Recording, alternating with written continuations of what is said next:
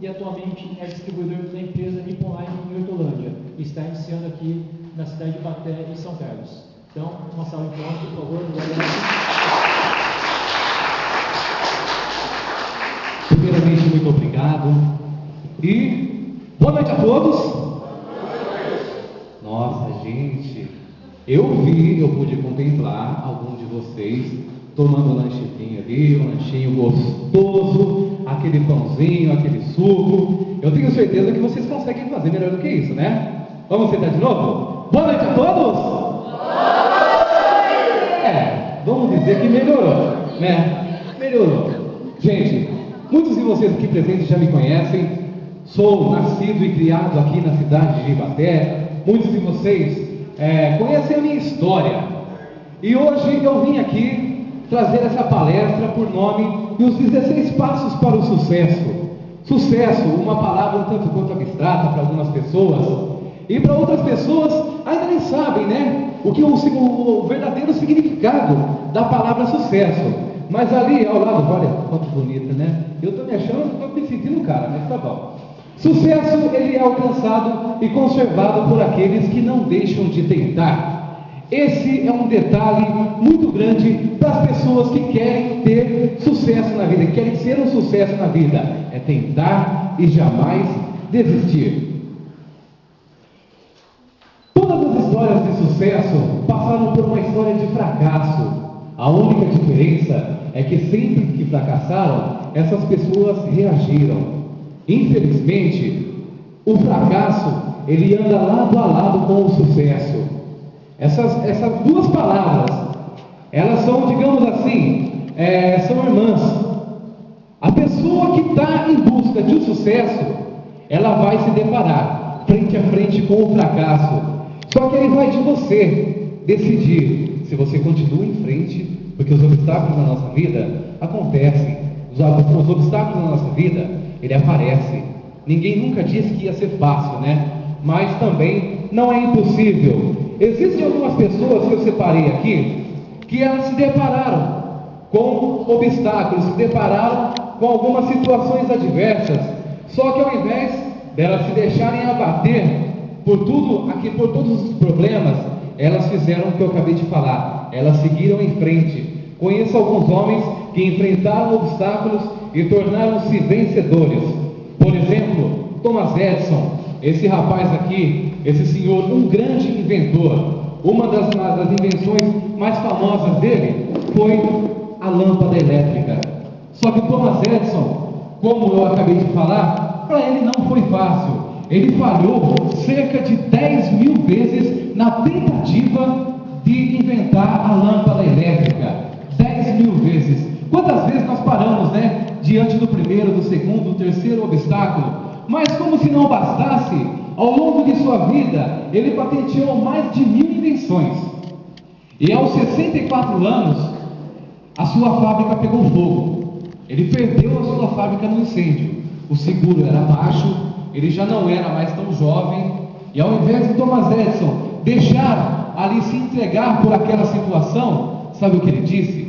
Todos os nossos erros estão aí sendo queimados nesse momento. Graças a Deus, podemos levantar e começar tudo de novo. Mesmo depois desse episódio, 3 semanas depois, Thomas Edison inventou o fonógrafo, que foi o primeiro aparelho capaz de gravar e reproduzir sons. Esse cara aqui, Henry Ford, muitas pessoas veem aí, né? Tem o sonho de ter um Ford na vida, mas não sabe quem que é o criador, quem que é o dono, né? Henry Ford, poucos sabem que ele estava falido aos 40 anos. E hoje em dia, a sua empresa é uma das maiores montadoras do mundo. Sem falar que foi esse cara aí que criou o sistema de linha de produção. Foi ele que inventou hoje, utilizado pela maioria das fábricas, né, das empresas, das grandes montadoras.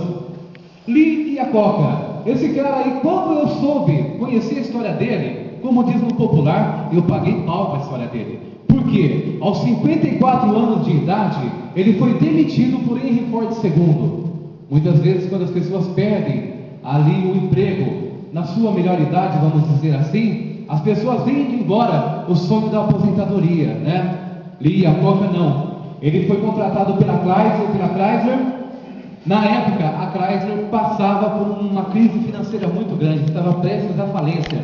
Lee Iacocca salvou a Chrysler da falência e ficou conhecido como um dos executivos mais bem pagos no mundo, com um salário de 19 milhões de dólares por ano, né? Esse cara aqui, poucos conhecem, Albert Einstein, um gênio, mas Albert Einstein também ele foi reprovado em álgebra no ensino médio. Ele foi também quase expulso do colégio por ser briguento e questionador, querendo frequentar mais os laboratórios do que a própria sala de aula. E hoje em dia o mundo se curva diante de suas descobertas. O caminho para a perfeição é fazer da dificuldade uma motivação. Estamos falando de sucesso, mas na realidade, o que é sucesso? Vocês sabem me definir o real significado da palavra sucesso? Alguém sabe? Não.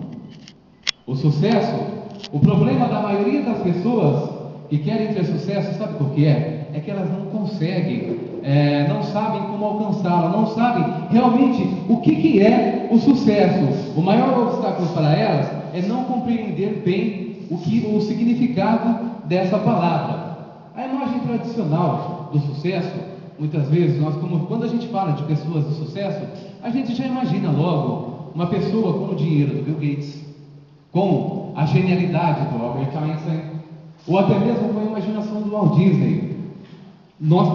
A gente não admite, nós não admitimos, mas nós, quando nos projetamos para ser uma pessoa de sucesso, nós queremos ser sempre uma pessoa que está aí nos ícones e tudo mais.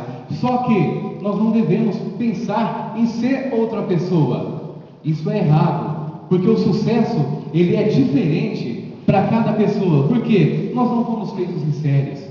Cada pessoa tem um jeito de agir, tem uma habilidade diferente. Então, com tudo isso, nós passamos a entender que o sucesso, na realidade, ele não é um destino, e sim uma jornada. Sucesso não é algo que você vai ter um dia, mas sim é algo que você vai se tornando com o passar do tempo, né? Sucesso não é aquela coisa material, e sim aquela coisa que você se transforma. Para chegar ao sucesso, logicamente, você tem que ter metas e objetivos. Nós estamos cansados de ouvir isso em palestras, em entrevistas. Vocês que estão fazendo curso de administração, vocês ouvem bastante falar sobre isso, né? Metas, objetivos e foco. Cada fracasso ensina ao homem o que ele necessita, algo que ele necessita aprender. Ou seja, todo problema é uma oportunidade escondida, uma oportunidade disfarçada. Então, nós vemos que cada fracasso ensina ao homem algo que ele necessita aprender, como eu acabei de falar ali de Thomas Edison. Ele vendo aos 64 anos a sua fábrica sendo queimada, ao invés de ele ficar abatido, ele disse: todos os nossos erros estão aí sendo queimados. Ainda bem, graças a Deus, que podemos levantar e começar tudo de novo. E isso é o que nós temos que fazer nas nossas vidas, né? Como eu disse, essa palestra se chama Os 16 Passos para o Sucesso. Se nós fôssemos enumerar todos os passos, entre outras coisas, eu tenho certeza que acharíamos N caminhos para se chegar ao sucesso. Eu enumerei aqui apenas 16, que é para não ficar muito maçante, para não ficar muito demorado. Agora são 9h20, 9h25. Prometo que antes da meia-noite 15 a gente termina, tá? Primeiro passo: visualize seus objetivos como se já tivesse realizado. Todos nós temos sonhos, todos nós temos objetivos, mas você sabe realmente o que você quer na vida? Vamos ver um exemplo aqui. Quem daqui sonha em ter um carro zero? Levanta a mão para eu ver. Certo. Quem aqui tem o sonho de ter a sua casa própria? Maravilha. Para a mocinha aqui, você disse que tem o sonho de ter um carro zero, né? Isso, você mesmo. Que carro que você quer ter? Não sabe. Mas o último que saiu aí. O carro do ano para você tá bom, né? Certo, o rapaz aqui também falou que quer ter um carro. Qual que é o carro que você quer ter? Fox. Um Fox, que cor? Vai ser vermelho. Vermelho? Qual ano? Qual ano? 2013. Então, o que que acontece? Visualize seus objetivos como se já tivesse realizado. Cristalize e acredite nos seus sonhos. Como vocês acabaram de ver, todos nós temos sonhos de ter a nossa casa, de ter um carro. A jovem ali quer ter um carro do ano. Como que é seu nome? A Carol, ela quer ter um carro do ano. Só que o que que acontece? Ela não sabe qual é o carro que ela quer ter. O rapaz ali quer ter um Fox vermelho, né? Se você tem um sonho, visualize, cristalize aquele sonho. Vê aí, se você quer um carro, vê, escolhe a marca, escolhe o modelo, a cor. Imagine-se, você andando dentro desse carro, com o vidro aberto, ouvindo lá o Bonde das Maravilhosas, lá do Bonde das Maravilhas, não sei, que é a moda, né? Então, você tem que cristalizar. A partir do momento que você começar a mentalizar a sua casa, o endereço da casa que você quer ter, a coisa começa a ficar um pouco mais fácil. Utilize a lei da atração. Que nem o jovem, qual que é seu nome? O Paulo. Você tem realmente o sonho de ter um Fox? Faz quanto tempo que você quer ter esse Fox? Pouco tempo. Pouco tempo. Existe uma coisa que se chama lei da atração. Você pode ver, você sai na rua, está andando, qual que é o primeiro carro que passa do teu lado? É o Fox. Se você tem um sonho de ter um carro, você para com o teu no semáforo, você olha para o lado, qual que é o carro que está parado? É aquele carro que você quer ter. Eu tenho um amigo que outro dia ele confidenciou para mim que ele queria, o sonho dele era ter um Fusion. Ele falou: Ari, eu nunca vi tanto Fusion dentro de Ibaté depois que eu coloquei na cabeça que eu queria ter um Fusion. Então, visualize realmente, materialize aquilo que você quer. Segundo passo, confiança para dar o primeiro passo e ter rapidamente o primeiro passo. Não fique esperando pelos outros para realizar o seu sonho. Não fique esperando, muitas pessoas ficam esperando pela pessoa que está do lado.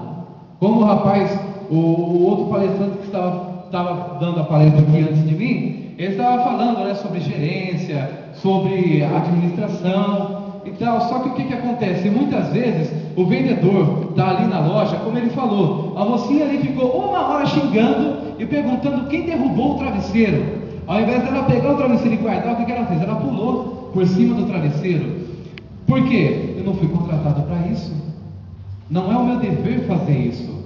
E muitas vezes as pessoas, é o famoso pau mandado, né? Tem que alguém ir lá, dar aquele cutucão, direcionar e empurrar. Se você tem um sonho, se você tem algo que você queira lutar, dê rapidamente o primeiro passo. Esse terceiro aqui é bastante interessante. Faça tudo de corpo e alma. Tudo que você tem que fazer na sua vida, tudo que você vai fazer na sua vida, faça tudo de corpo e alma. A partir do momento que você coloca o coração naquilo que você está fazendo, as coisas começam a fluir melhor, as coisas começam a acontecer, é até mais gostoso. Você pode ver, o dia que nem para as mulheres que são casadas, o dia que você briga com o marido, que você tem que fazer a janta, você pode ver, a janta sai uma carga, né?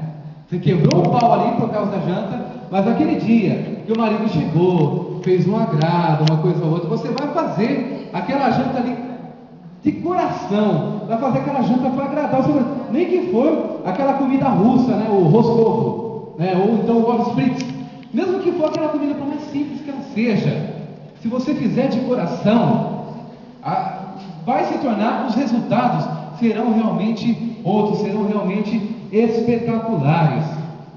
Seja otimista. Isso daí, infelizmente, nós estamos cercados de pessoas pessimistas, pessoas que olham para você e falam: não vai dar certo. O que é isso daí? Vá. As pessoas, infelizmente, isso é normal, é o natural do ser humano, olhar sempre primeiro para o lado ruim, ao invés de olhar para o lado bom. Eu costumo dizer que a diferença entre o otimista e o pessimista é fácil você descobrir. É só você pegar um copo com água e colocar na frente da pessoa e perguntar para ela como é que está aquele copo. O otimista vai falar que aquele copo está meio cheio, o pessimista vai falar que aquele copo está meio vazio. E nós temos que ser sempre otimista, sempre entusiasmado em tudo aquilo que nós vamos fazer. Já aconteceu de você querer fazer algo, por exemplo, eu vou fazer o curso de administração na ETEC. Eu tenho certeza que os alunos que estão aqui, teve pelo menos uma pessoa que falou que era besteira isso, né? O quê? Principalmente, não sei se tem mães aqui de alunos, né? Que tem mães como aluno. O que você vê, você tem que cuidar do teu filho, você vai estudar, né? Então, o que acontece? Infelizmente, é muito mais fácil a gente encontrar pessoas pessimistas no nosso caminho do que pessoas otimistas. Então, nós temos a obrigação de sermos otimistas, porque, como eu digo, está aqui a minha esposa, só que ela não pode fazer nada por mim. Se eu não quiser, se eu realmente não quiser, infelizmente, ela não vai poder, ela pode me ajudar. O seu marido, o teu pai, a tua família pode te ajudar, mas o primeiro ponto tem que partir de você. Faça tudo de corpo e alma, seja otimista. Concentre-se nos teus pontos fortes. Todos nós temos habilidades. Algumas pessoas, às vezes, são mais, digamos assim, são mais brincalhonas do que as outras são um pouco mais céticas, algumas são mais estudiosas, outras são um pouco mais centradas, mas todos nós temos habilidades. Foque nas suas habilidades, tente descobrir daquilo que você é bom, e foque realmente. Aqui no meu pequeno rascunho aqui tem uma frase que diz: foque nos seus pontos fortes, alimente sua fé, e todos os seus medos irão morrer de fome. Porque quando nós nascemos, a gente não nasce com medo, ou melhor, se eu não estiver enganado, a psicologia fala que o ser humano, ele nasce com dois únicos medos, que é o medo do som e o medo da altura. Tanto é, as mães que estão aqui, você pode ver, quando você vai dar banho no seu bebezinho recém-nascido, você está com ele no colo. Quando você vai abaixar ele na banheira, ele aperta as mãozinhas assim e dá aquela encolhida. Por quê? É o medo de altura. E o que as mães ficam tiririca da vida quando acontece com as crianças? Assustar a criança, né? Se você fizer algum barulho forte perto de um recém-nascido, ele assusta, começa a chorar e vai por diante. Só que você pega uma criança que está engatinhando, coloca uma aranha na frente dela. Se duvidar, ela pega aquela aranha e põe na boca. Ela pega aquela cobra e brinca com a cobra. Então o que acontece? Todos os medos que nós temos, eles foram inseridos dentro de nós ao passar dos anos. Nós, desde pequeno, nós fomos criados. Isso não é culpa dos nossos pais, dos nossos avós. Isso daí já vem vindo durante séculos e séculos. Aquelas crenças limitantes, né? Até mesmo as cantigas de ninar, nana nenê, que a cuca vem pegar. Quem nunca ouviu falar do velho do saco, né? Alguns pais até mesmo, erroneamente, acabam falando: se você for lá fora, a polícia vai te pegar. A criança, infelizmente, ela acaba crescendo com medo da polícia. Então o que acontece? Todos os medos que nós temos hoje em dia, esses medos, nós não nascemos com eles. Eles foram colocados dentro de nós. E do mesmo jeito que esses medos eles foram inseridos, eles podem ser retirados.